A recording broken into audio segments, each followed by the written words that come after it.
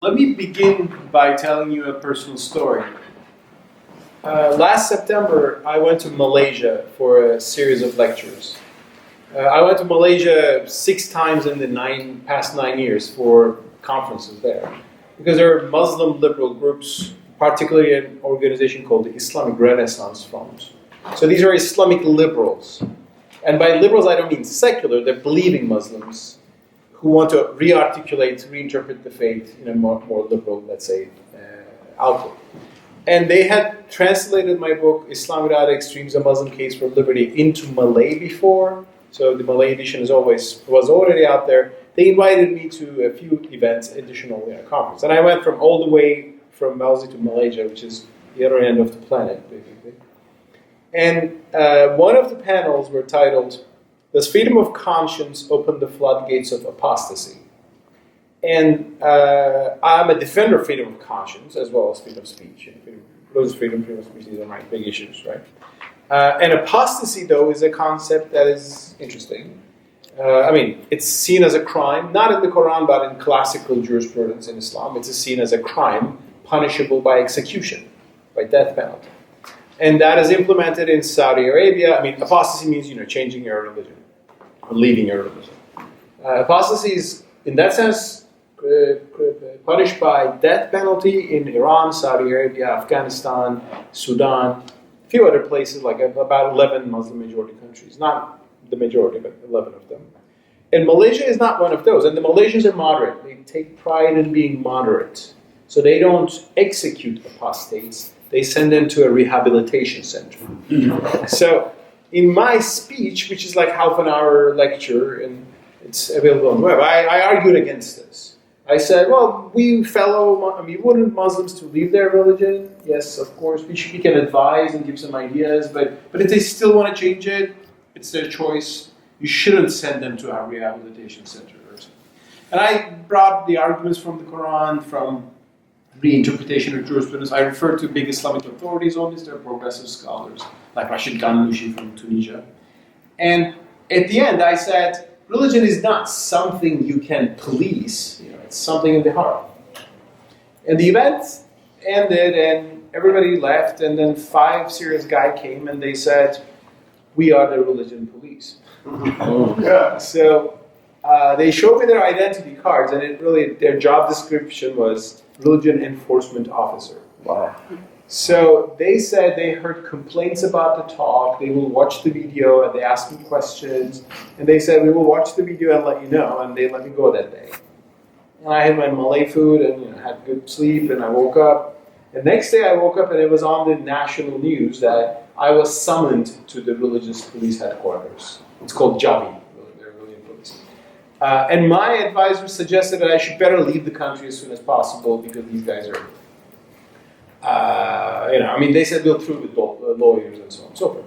And I went to the airport, I gave my passport and I was thinking I'll have my sparkling water or something now.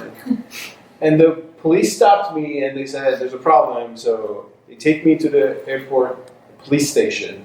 And I was waiting there. There were secular police who arrested me. And they were like, you're famous. They were taking photos with me or something. So but then the religion police came. They were more serious. And they said, we will going to read to your face your arrest order. Are you going to cooperate? I said, do I have options? Yeah, And they said, you have violated the law for teaching Islam without tawliyah, which is permission from the authorities. And the punishment for that is 3 years in jail. So we will be taken to a Sharia court tomorrow. Now we are going to arrest you for that. I was like, I just came here for a conference and I'm just going home. It was shock. And they took me from the airport, took me to a few different places, and ultimately they locked me that night at the religion police headquarters. That was the first time in my life I heard the Quran. I'm a Muslim, and it sounded threatening and oppressive because it was the religion police, under you're hearing that. Anyway, next morning they took me to the Sharia court. They questioned me for 2 hours. At the end, they let me go. And I was able to leave the country 24 hours later. And I was like, phew, they let me go. I later learned that it was made possible through some diplomacy. My father called Turkey's former president, not Erdogan, the one before that, And he's a good friend of the Malay Sultan, and he called the Malay Sultan, and the Sultan told the court to release me. So I was like, go thanks to that, but it could have been longer.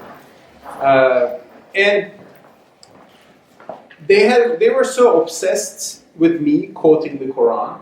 There's a small part of a verse in the Quran, La ikraha fid din, which means no compulsion in religion.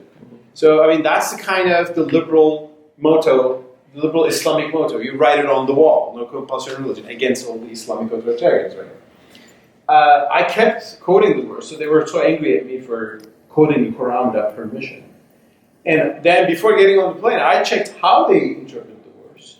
And I entered their website, which is still, I mean, you can check jakim.org, jakim.my. And in English translation, they do exactly what the Saudis do. No compulsion in religion is edited with parentheses and a few words in there. So no compulsion in religion becomes no compulsion in religion while accepting Islam. So no compulsion in religion to make you enter the religion.